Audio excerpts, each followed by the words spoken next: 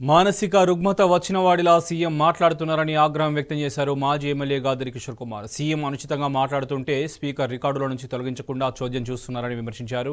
స్పీకర్ను దళితుడు అంటూ కాంగ్రెస్ పార్టీ అవమానిస్తుందని విమర్శించారు మాజీ ఎమ్మెల్యే గాదిరి కిషోర్ కుమార్. జగదీష్ రెడ్డి స్పీకర్ను అవమానించేలా ఒక్క తప్పుడు మాట మాట్లాడలేదని స్పష్టం చేశారు. ప్రజాక్షేత్రంలో ప్రజలు రేవంత్కు గుణపాఠం తప్పదని హెచ్చరించారు. ఈ నెల 20న జిల్లా కేంద్రంలో జరిగే బీఆర్ఎస్ ముఖ్య కార్యకర్తల సమావేశానికి అందరూ రావాలని జిల్లా అధ్యక్షుడు బడుగుల లింగయ్య యాదవ్ తెలిపారు.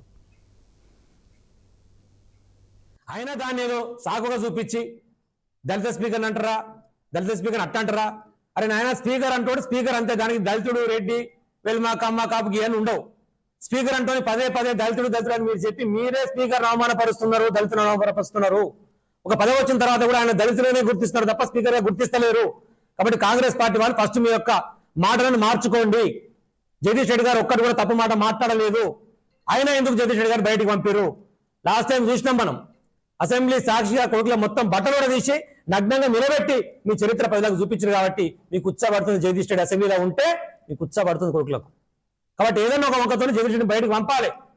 కాబట్టి లేనటువంటి దాన్ని సాగుగా చూపించి మేము బహిష్కరిస్తామని చెప్పేసి అప్రజాస్వామికంగా ఒక చీకటి రోజు తలపించే విధంగా అసెంబ్లీ కనిపిస్తుంది. ఏమైనా జగదీష్ రెడ్డి గారిని బయటకు పంపుతావు. అదే అసెంబ్లీ సాక్షిగా ముఖ్యమంత్రి హోదా ఉన్నటువంటి వాడు మాట్లాడుతున్న మాట, మహిళా జర్నలిస్ట్ అయినా సరే, ఏ జర్నలిస్ట్ అయినా సరే, యూట్యూబ్ వాళ్ళు సోషల్ మీడియా వాళ్ళు ఇష్టం వచ్చినట్టు మాట్లాడుతున్నారు. కొడుకులను ఒక్కొక్కరిని తోలు తీస్తా బట్టలు తీసుకొడతా అని మాట్లాడతాడు వాడు ముఖ్యమంత్రి. వాడికి మానసిక రుగ్మత వచ్చినట్టుంది, మెంటల్ అయిపోయినాడు రేవంత్ రెడ్డి అంటాడు. ఏ మాటలు మాట్లాడుతాడు? అసెంబ్లీ సాక్షిగా గా భాషన మాట్లాడేది. ఒక మేధావి ఖండించాడు, ఒక జర్నలిస్ట్ ఖండించాడు, ఒక జర్నలిస్ట్ ఎడిటర్లు ఖండించారు. ఏం పదజాలం అని చెప్పి దాన్ని హెడ్డింగ్ లెటర్ రాసిరు. మళ్ళా ముఖ్యమంత్రి అంటూ అసెంబ్లీలో మాట్లాడితే స్పీకర్ అంటే అయినా వాటిని తీసేయాలి. చేసి తెలంగాణ సాధించడం 100% జాతిపితే.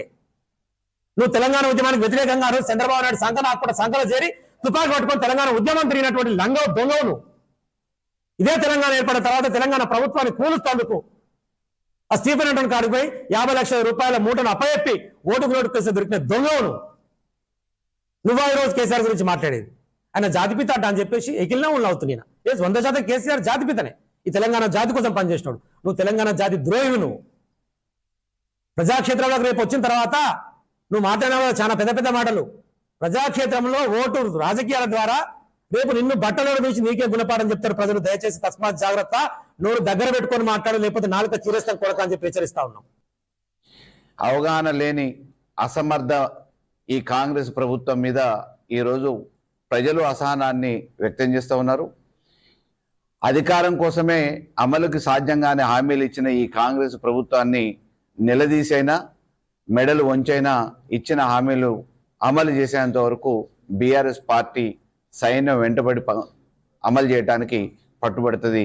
ఆ క్రమంలోనే మరి రేపు జరగబోయే సిల్వర్ జూబ్లీ సమావేశాల కోసం వరంగల్లో జరిగే సభకు సన్నాహక సమావేశానికి విచ్చేస్తున్న కేటీఆర్ గారికి స్వాగతం పలుకుతూనే మరి కార్యకర్తల్ని సన్నద్ధం చేయడానికి, రేపు పోరాటం చేయడానికి అందరూ కూడా సిద్ధం కావాలని చెప్పేసి తెలియజేస్తాం.